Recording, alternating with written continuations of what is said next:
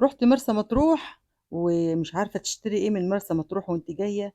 طبعًا أول مرّة تروحي مرسى مطروح هاقول لِك النهارده على مكان حكاية جدًا، جدًا، تقدري تشتري منه حاجات طبيعية وحاجات روعة جدًا. في بازار هنا، بازار سيوة، ده أنا عايزة أقول لكم حكاية ورواية. إن شاء الله هانزّل لكم الفيديو الجاي. البازار ده مليان حاجات يا جماعة تحفة جدًا، جدًا، وأسعاره روعة جدًا. بس دلوقتي يالّا بينا ندخل معصرة زيت الزيتون أو الزيتون البِكر في فيرجينيا. فيرجينيا طبعًا سمحوا لنا إن إحنا طبعًا نصوّر عشان نعلن عن منتجاتهم، بس عايزة أقول لكم منتجاتهم حكاية. عايزة أقول لكم ما شاء الله، طبعًا كده الدخلة اللهم بارك حلوة جدًا. كمان الناس قمة الاحترام والذوق صراحة. كمان بيقدّموا لنا زي ما أنتم شايفين كده. معاكِ طبعًا هنا عندهم ده دبس التمر أو دبس البلح، وكمان عندهم الطحينة الخام. طبعًا هو عامل لقيمات صغيّرة كده، وبتدوقي الحاجة طبعًا الحاجة عايزة أقول لكم في بُقِّك كده حاجة خام جدًا، جدًا. عندهم زعتر، عندهم كمان زيت زيتون معصور على البارد، تحفة. زيت البِكر الزيتون تحفة، تحفة، تحفة. كمان عندهم كمان حاطين كده يعني زيت الزيتون، حاطين عسل أبيض، كمان عندهم عسل أبيض ممتاز جدًا، جدًا. كمان عندهم زيت جوز الهند، عايزة أقول لكم روعة. طبعًا ده زيت الزيتون أحجام نفس النوع، هو نوع واحد بس هم بيعصروه على البارد. وكمان بكر هم اللي يعني المصنع هو اللي بينتج كل الحاجات دي. ده شاي الليبي أو شاي فيرجينيا، هم بيستوردوه وبيغلفوه عندهم. ده شاي اسمه فيرجينيا، لكن هو جوّه بقى أنواع شاي كتير وحاجات كتير طبعًا هنتجول دلوقتي. لكن هو طبعًا بيدوّقِك كل الحاجة الموجودة. وما تخافيش، ما حدش يقول لي اللي حاطينه برّه ده حاجة تانية، واللي طبعًا تقدري تدوقي زي ما أنتِ عاوزة. معاكِ معلقتِك، بيدّيكِ معلقة كل مرّة لو أنتِ أكلتِ كذا مرّة، تقدري تاخدي كذا مرّة بمعلقة صغيرة كده وبتترمي في طبق محطوط برضه. في أطباق كتير. ده زيت الزيتون شايفينه عامل إزاي.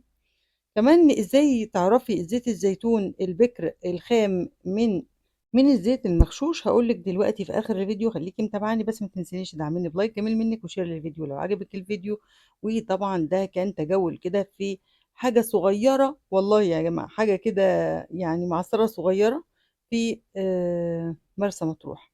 وكمان عايزة أقول لكم عاملين زعتر وعاملين دُقّة تحفة جدًا. طبعًا زيت بقى جوز الهند وزيت الشاي الأخضر والحاجات دي كلّها هم اللي عاملينها وحاطين اسمهم عليها، عاملينها في مصنعهم قدّامِك المصنع وقدّامِك الحاجة اللي بتعصر فيها زيت الزيتون. الحاجة اللي بتعصر فيها كمان الماكنة الكبيرة دي اللي بتعصر فيها جوز الهند، بينزل لِك جوز هند خام وبتشوفي قدّامِك بعينِك. ده صابون طبعًا زيت الزيتون أنواع كتيرة جدًا، صابون بالعسل وصابون بحبة البركة وصابون بالفحم وصابون كمان ب اللبان الدكر وحاجات كتيرة جدًا ممتازة جدًا، جدًا. في عروض طبعًا زي ما أنتم عارفين، واللي عايز حاجات معيّنة بياخدها واللي مش عايز طبعًا براحته. هو الراجل دلوقتي بيعرض لِك كل اللي موجود. وفي عندهم 3 أيام، يعني كل 3 أيام عندهم عرض على حاجة. في 3 أيام عرض على زيت الزيتون، في 3 أيام تخفيض على مثلًا الطحينة ومش عارفة إيه، 3 أيام كده فاهمين؟ كل 3 أيام أو يومين السيستم بيقلب، بيكون عندهم تخفيض في حاجة معيّنة. فاستغلوا الفرصة لو أنتِ قاعدة في مرسى مطروح أسبوع أو 10 أيام، تقدري تستفادي بكل العروض. يعني سهلة جدًا وبسيطة. ما تنسيش إن أنتِ بتتابعي قناة شُغلة وحكاية، يا ريت تدعميني بلايك جميل منِّك.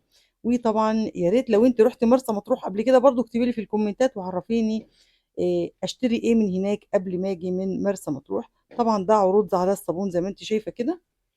العروض دي جميلة جدًا. الأسعار هنا مكتوبة قائمة الأسعار. بصراحة ناس كويسة جدًا، جدًا ومحترمة جدًا. هاخلّيكِ تتابعي معايا بقى واشوف معايا حكاية النهارده. حكاية النهارده حكاية غريبة جدًا. حكاية بجد. شاب في مقتبل حياته شاف بنت أُعجب بيها، ولمّا أُعجب بيها اتقدّم لها مرّة و2 و3. البنت رافضة، أهلها موافقين لكن هي رافضة. الولد نيّس، بدأ يتقدّم مرّة و2 و3 و4 و5 و10 و20 وكل الكلام ده كلّه. لحد ما سابع مرّة أو تامن مرّة البنت قالت لنفسها إيه، طَب أنا أدّي له فرصة، يعني هو أنا هافضل أرفض كده كتير؟ الراجل واضح إن هو شاريني وبيحبّني، وطالما متمسك بيّا بالمنظر ده يبقى أنا ما أقدرش إن أنا أسيبه. فعلًا ادّت له فرصة واتخطبوا وربنا كرمهم واتجوّزهم وخلّفهم كمان ما شاء الله اللهم بارك، وبقى عندهم أولاد. بقى عايشين في سعادة، وطبعًا أنتم فاهمين كل بيت زي ما أنا قايلة لكم إن كل بيت بيكون فيه مشاكله ويكون فيه حكاياته اللي ما حدّش عارف عنها أي حاجة، اللي برّه بيقول لِك ده الناس دي عايشة عيشة ما حدّش عايشها ويا بختهم، وبُصّوا بقى يعني فاهمين؟ طبعًا ما حدّش عارف الحكاية غير صحاب البيت أو صحاب الجدران اللي هم مستخبيين جواها، دي حقيقة. ولو شُفتِ حكايتِك هتلاقيه حكاية جارتِك مختلفة عن حكايتِك، وحكايتِك مختلفة عن حكاية جارتِك اللي جنبِك الناحية التانية، وصاحبتِك، وكل واحد عايش في حكايته، وربنا يعين كل واحد على حكايته. نكمّل بقى الحكاية. طبعًا يا حبايب قلبي الست عاشت واتجوّزت وخلّفت والدنيا تمام وزي الفل.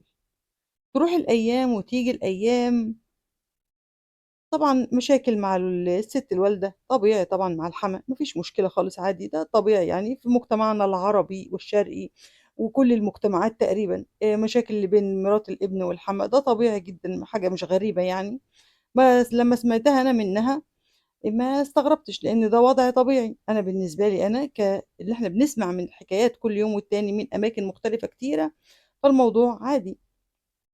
ربنا يهدي ومعلش، والأم طبعًا مهما كان بتحب ابنها، ولمّا تيجي واحدة تاخده منها ما المشكلة دي مش مشكلة، مش مشكلة. نشوف بقى المشكلة الكبيرة. المشكلة الكبيرة طلعت في الحَمَاة، الراجل. يا ترى كان وراه إيه؟ طلع وراه لغز، لغز كبير جدًا. لغز كده البنت لحد دلوقتي مش قادرة إن هي تتغاضى عن المشكلة. لمّا عرفت قالت لأ، أنا هاطلب الطلاق. طَب الموضوع ده كان زمان والموضوع انتهى، أنا آسفة جدًا، هو ما عادش يلزمني عشان خاطر باباه. طيب هو باباه ظهر منّه إيه ليكِ؟ لأ خلاص الموضوع كده تمام أوي زي الفل. وفعلًا البنت أو الست رمت ولادها ورفعت خُلع وخلعته يعني إيه، اتنازلت له عن حاجات كتيرة جدًا، جدًا. متخيّلين المنظر؟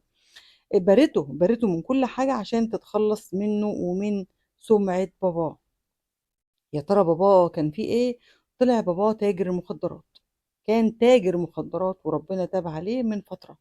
يعني هي عرفِت بعد ما اتجوّزت وخلّفت 3، 4 مرّات والّا حاجة وعايشة معاهم بقى لها سنين، فوجئت وعرفِت من صاحب أبوها، من صاحب باباها. متخيّلين الكارثة بتيجي منين؟ صاحب باباها جه عندهم البيت من زمان بقى له سنين جدًا ما شافش باباها. "إزيك يا فُلان عامل إيه؟ وبنوتك الجميلة عاملة إيه؟ اتجوّزت طبعًا دلوقتي، طَب اتجوّزت ابن مين؟ اتجوّزت ابن فُلان الفُلاني، طيب عاملة إيه معاهم؟ البنت أهي ماشية الدنيا." ويوم كده ويوم كده وأنت عارف الدنيا يا عم الحاج والحكاية والرواية، قال له: "إزاي تجوّزها لفُلان لإن أبوه كذا، كذا، كذا." سمعت البنت الحكاية وقالت: "أبدًا، عمري ما هاقعد أبدًا، أبدًا، أنا كده خلاص لازم أنفصل." طب ولادِك، طب الحكاية، طب الرواية، طب إزاي، طب إيه اللي حصل؟ خلاص الموضوع انتهى، مش هاعيش أنا بسُمعة أب متدمّرة، سُمعة أبوه. أنا ولادي للأسف الشديد هيدفعوا التمن سُمعة جدهم. طيب ما جدهم أنتِ نَفْسِك بقى لِك فترة كبيرة، بقى لِك كام سَنة معاهم وما عرفتيش. لأ، بس ممكن يطلع واحد زي صاحب بابايا دوّة، يطلع كده لمّا بنتي ييجي لها عريس والّا حاجة يقول لها ده جدِّك كان تاجر مخدرات والموضوع يكبر طيب إيه المشكلة؟ طب أنتِ دلوقتي الراجل كان تاجر مخدرات وربنا تاب عليه، تمام.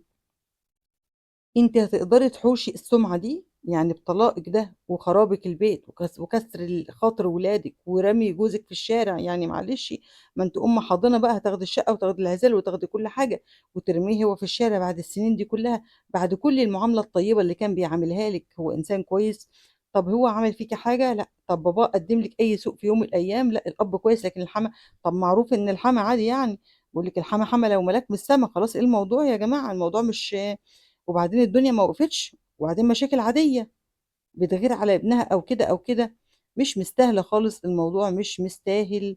فطبعًا هي أخدت القرار من نفسها، ودلوقتي مش قادرة تفكّر، هل أنا خسرت كل حاجة؟ هل أنا غلطت؟ هل أنا اتسرعت؟ طبعًا ما بيفيدش الندم، يعني خلاص الموضوع انتهى، هي طلبت الطلاق، وفعلًا خلعته أقصد، وبارته، ودلوقتي الولاد متمرمطين بينها وبينه، ومش عارفين نعمل إيه.